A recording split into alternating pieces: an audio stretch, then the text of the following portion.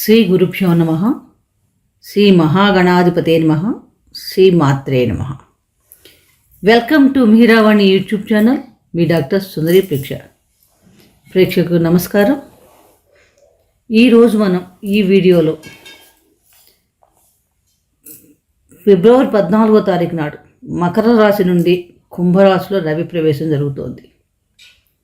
కుంభరాశిలో ఆల్రెడీ శని భగవాన్ సంచారం చేస్తున్నాడు. ఈ రవి శనుల కలయిక ఫిబ్రవరి 14 నుండి మార్చి 13 వరకు కూడా కుంభరాశిలో జరగబోతోంది. విరుద్ధ స్వభావాలైన రవి శనుల సంయోగం కుంభరాశిలో ఎలాంటి ఫలితాలు ఉండబోతున్నాయి, ద్వాదశ రాశుల వారికి ఎటువంటి శుభాశుభ ఫలితాలు ఇస్తారు, ఏ రాశుల వారికి అనుకూలంగా ఉంటుంది, ఎవరికి ప్రతికూలంగా ఉంటుంది, ప్రతికూలంగా ఉన్నవాళ్ళు ఎటువంటి జాగ్రత్తలు తీసుకోవాలి, ఇని అనేక విషయాలు తెలుసుకుందాం. అసలు ఈ రెండు గ్రహాలు కూడా మన జ్యోతిష్ శాస్త్ర ప్రకారం చూసినప్పుడు విరుద్ధ స్వభావమైన గ్రహాలు. సౌర కుటుంబంలో మనం చూసినప్పుడు రవి గ్రహరాశి, ఆత్మకారకుడు, ఆత్మాభిమానం కల గ్రహం కూడా చెప్పబడుతుంది. రవి కారకత్వాలు గమనించినప్పుడు గర్వం, ప్రజాకర్షణ ఎక్కువ ఉంటుంది. అలాగే విశాల భావనలు, పొగడ్తలకి లొంగటం లాంటి స్వభావం, పుత్రకారకుడు, శీఘ్రంగా కోపించే స్వభావం కలిగి ఉంటాయి. ఒక్కొక్కసారి అజాగ్రత్త, అశ్రద్ధ కారణంగా అనవసర వ్యయం, కుటుంబ విషయాల్లో నిర్లక్ష్యం వహించడం. అగ్నితత్వ గ్రహం మరియు సింహరాశికి అధిపతి రవి గ్రహం, ఒక రాయల్ సైన్ కూడా చెప్పవచ్చు. అలాగే మన శనిగ్రహాన్ని కనుక గమనిస్తే శనిగ్రహం ఆయుకారకుడు జ్యోతిష్ శాస్త్ర ప్రకారం.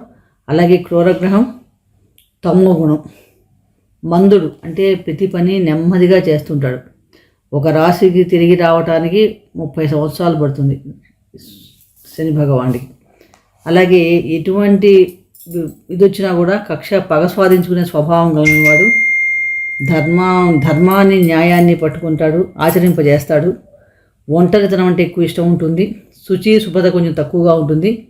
అతిగా శ్రమ పడటం, నడవటం ఇలాంటివి ఎక్కువగా ఉంటాయి. కుటుంబ సౌఖ్యం తక్కువ. ప్రతి పనిలో కొంచెం ఆలస్యం, నిదానంగా ఇస్తుంటాడు ఫలితాలు. కొంచెం సోమరితనం, దీర్ఘ వ్యాధులు, తర్వాత శీతల స్వభావం కలిగి ఉంటాడు. ఇలాంటి వాటికి శని భగవానుడు కారకత్వం వహిస్తాడు. ఇంతటి విరుద్ధ స్వభావాలు రెండు గ్రహాలు కూడా ఈ నెల, అంటే ఫిబ్రవరి నెల 14వ తారీఖు నుండి మార్చి 13 వరకు కూడా కుంభరాశిలో సంచారం చేస్తున్నాయి, కలిసి సంచారం చేస్తున్నాయి. మనకి తెలుసు జ్యోతిష్ శాస్త్ర ప్రకారం రవి పుత్రుడు శని, కానీ వీరిద్దరికీ కూడా మిత్రత్వం ఉండదు. రవికి సింహరాశి స్వక్షేత్రం అయితే శనికది శత్రుక్షేత్రం. కుంభరాశి అన్నది శనికి స్వక్షేత్రము, మూల త్రికోణం. రవికి అంత అనుకూలంగా ఉండదు. ఈ రవి శనుల సంయోగం కుంభరాశిలో సహజంగానే విరుద్ధమైన ఫలితాలు ఇస్తుంటుంది. ఎవరి జాతకంలోనైనా సరే ఈ రవి శనులు కలిసి ఉంటే కనుక ఈ తండ్రి కొడుకుల మధ్య ఒక రకమైన డిఫరెన్స్ ఒపీనియన్స్ ఉంటాయి. ఈ 30 రోజుల అలా ఉంటుందా ఈ సంయోగం అంటే? అలా ఉండదు.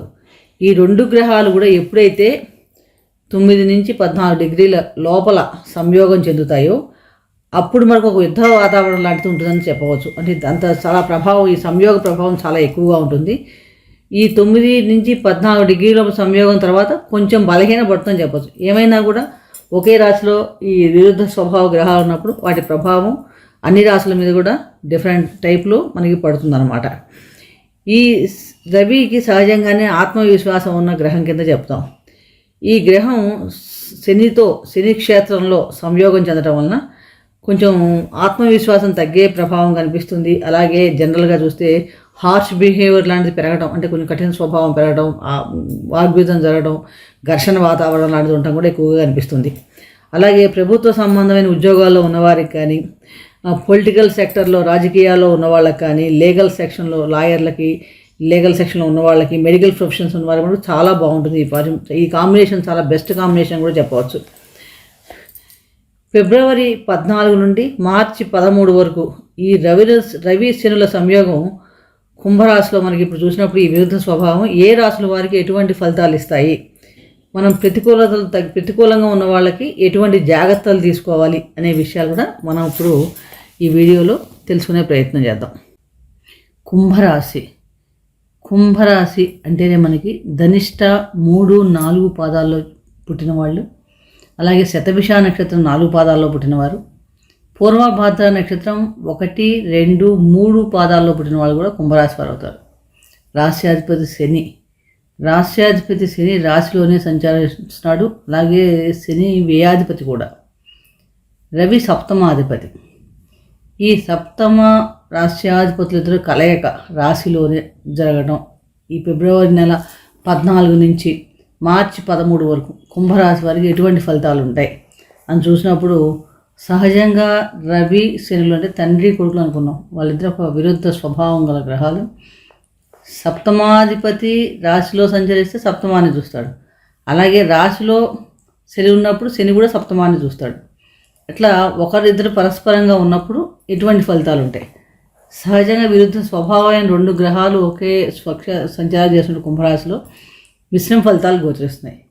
రవి సప్తమాధిపతి రాశిలో సంచరించాడు అనుకోండి, ఎలా ఉంటుందంటే సహజంగా వీళ్ళకి కళత్రానికి కొంచెం ఆరోగ్య విషయంలో కొంచెం జాగ్రత్త ఉండాలి. అంటే ఆయాసం కానీ, కొంచెం వేళగా అతిక్రమించి భోజనం చేసిన సమయం కానీ, శ్రమతో కూడిన పనులు ఉండటం కానీ ఇలాంటివన్నీ ఉంటాయి. దానివల్ల కొంచెం శారీరకంగా బాధలు ఉండే అవకాశం ఎక్కువగా ఉంటుంది. అలాగే బంధుమిత్రులతో కానీ, వ్యాపార విషయాల్లో పార్ట్నర్స్తో కానీ వాళ్ళకు కూడా కొంచెం మధ్య మధ్య చిన్న చిన్న ఇబ్బందులు లాంటివి, కొంచెం మనస్సంతాపం, దిగులుగా ఉండటం ఇలాంటివన్నీ కూడా మనకు కనపడుతున్నాయి. అలాగే రాశ్యాధిపతి రాశిలోనే శని సంచారం, వ్యయాధిపతి కూడా అయ్యాడు. అది రాహు నక్షత్రంలో సంచరిస్తున్నాడు. న్యాచురల్ జుడాక్స్ అని 12వ హౌస్లో రాహు ఉన్నాడు. అంటే ద్వితీయ ఉన్నప్పుడు మీకు ధన సంబంధమైన విషయాలు కానీ, విదేశీ సంబంధమైన వ్యవహారాలకు సంబంధించిన విషయాల్లో చాలా అనుకూలంగా ఉంటుంది. అలాగే విదేశాలకు వెళ్ళాలని ట్రై చేసే వాళ్ళకు కూడా కొంచెం బాగానే అనిపిస్తుంది. అలాగే మనకి పెద్దవాళ్ళు ఎవరైనా ఇంట్లో మాతామహులు కానీ వీళ్ళు అలాంటి వాళ్ళు ఎవరైనా ఉంటే, పెద్దవాళ్ళు ఎవరికైనా కొంచెం ఆరోగ్య విషయంలో జాగ్రత్తలు తీసుకోండి. కొంచెం కొన్ని కార్యక్రమాల్లో పాల్గొనే పరిస్థితి కూడా ఏర్పడవచ్చు. వాళ్ళకి ఏమైనా అనారోగ్య విషయాల్లో అలాంటివి ఏమైనా ఉంటే. తర్వాత ఒక్కోసారి ఏంటంటే ధన వ్యయం ఖర్చు అవ్వటం కానీ, వ్యాపార సంబంధమైన విదేశీ సంబంధమైన వ్యాపారాలకి అనుకూలంగా ఉండటం కూడా కనిపిస్తుంది.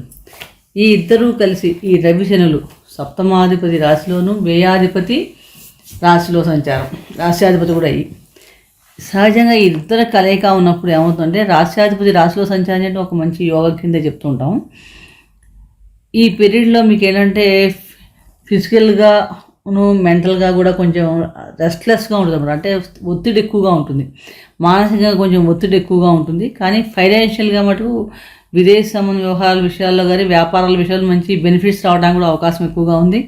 అలాగే సడన్ ఇన్వెస్ట్మెంట్, సడన్గా ఏమన్నా పెద్ద మొత్తంలో మీకు అమౌంట్స్ రావటం కానీ, ఎవరి దగ్గర ఆస్తులు కలిసి రావటం కానీ ఇలాంటివన్నీ కూడా అవకాశం ఎక్కువగా ఉంది. అలాగే షార్ట్ టర్మ్ ఇన్వెస్ట్మెంట్ చేస్తే కనుక లాభిస్తాయని చెప్పొచ్చు. బిజినెస్ చేసే వాళ్ళకు కూడా ఏమన్నా మీకు మంచి పెద్ద ప్రాజెక్ట్స్ రావడం కానీ, కొత్త విషయాల మీద ఇన్వెస్ట్మెంట్ చేసాం కానీ, అలాగే ఫారెన్కి సంబంధించిన విషయాలలో ఇన్వెస్ట్ చేసే అవకాశాలు రావడం కానీ ఇలాంటివి ఉంటాయి. అలాగే ఉద్యోగస్తులకు కూడా ఉద్యోగపరంగా చూసినప్పుడు వీళ్ళకి కూడా ఒక్కొక్కసారి ఒత్తిడి ఎక్కువ ఉన్నా కూడా జాబ్లో ప్రమోషన్స్ రావడానికి కూడా అవకాశాలు మనకు కనిపిస్తున్నాయి. అంటే మొత్తంగా ఏంటంటే మీరు మొదటి నుంచి కూడా ఒక రకమైన ప్లాన్ చేసుకోవాలి. సడన్గా ఏమైనా వర్క్ రావటం కానీ, సడన్గా ఏమైనా బిజినెస్ ఆర్డర్స్ రావడం కానీ, కొత్త ప్రాజెక్ట్స్ అప్రూవ్ అవ్వడం కానీ, ఇట్లా ఎనీథింగ్ ఈ సడన్ హ్యాపెన్ జరగడానికి అవకాశం ఉంది. కాబట్టి ఈ విషయాలు మీరు ప్రిపేర్ అయి ఉంటే చక్కగా మీరు వాటిని మనం చేసుకోవచ్చు. అలాగే పార్ట్నర్షిప్, భాగస్వామి వ్యాపారాలు చేసేవాళ్ళు పార్ట్నర్స్లో కొంచెం జాగ్రత్తగా ఉండాలి. అలాగే ఇంట్లో కళత్వం యొక్క ఆరోగ్య విషయంలో మటుకు జాగ్రత్తగా ఉండాలి. తర్వాత ఈ మధ్య ఏంటంటే మొత్తం మీద చూసినప్పుడు ఒక రకంగా కళత్రం మాట వీళ్ళు వినాల్సిన పరిస్థితి కూడా ఏర్పడుతుంది. దానివల్ల అన్యోన్య పరిస్థితి కూడా ఉంటుంది. అలాగే చిన్న చిన్న స్పర్ధలు రావడానికి కూడా అవకాశం ఉంది. మొత్తం మీద చూస్తే ఏంటంటే ఈ రవి శనులు కలిగి కుంభరాశిలో కలవటం వలన చాలా మటుకు ధనపరంగా ఆకస్మికంగా పెద్ద పెద్ద అమౌంట్ రావడం, ఉద్యోగపరంగా కూడా అనుకూలంగానే ఉంది. కొంచెం ఆరోగ్య విషయాల్లో మటుకు కొంచెం జాగ్రత్తలు తీసుకోవాలి. వీళ్ళు ఈ మంచి ఫలితాలు కలగాలంటే కనుక చక్కగా ప్రతిరోజు కూడా హనుమాన్ చాలీసా పారాయణ చేయడం వల్ల చాలా మంచి ఫలితాలు ఉంటాయి. అలాగే ఆరోగ్య విషయం కోసం సూర్యభగవాన్ ప్రతిరోజు కూడా అర్ఘ్యం వదలటం, రాగి చెంబులో కాపర్ వెసలో వాటర్ తీసుకొని దాంట్లో గంధ పుష్పాదులను వేసి పొద్దున్నే సూర్యోదయ సమయంలో సూర్య భగవానుడికి సూర్య స్తోత్రం చదువుకుంటూ అగ్ని మొదలడం వల్ల కూడా చాలా మటుకు ఆరోగ్యం అన్నది బాగుంటుంది. అలాగే కళత్రం చేత కూడా చేయించండి, చాలా బాగుంటుంది. ఈ మరొక రాశి గురించి మరొక వీడియోలు తీసుకుందాం. ఈ వీడియో మీకు నచ్చినట్లయితే లైక్ చేయండి, షేర్ చేయండి, సబ్స్క్రైబ్ చేసుకోకపోతే సబ్స్క్రైబ్ చేసుకోండి. సర్వే జన సుఖినో భవంతు. శుభం భూయాత్.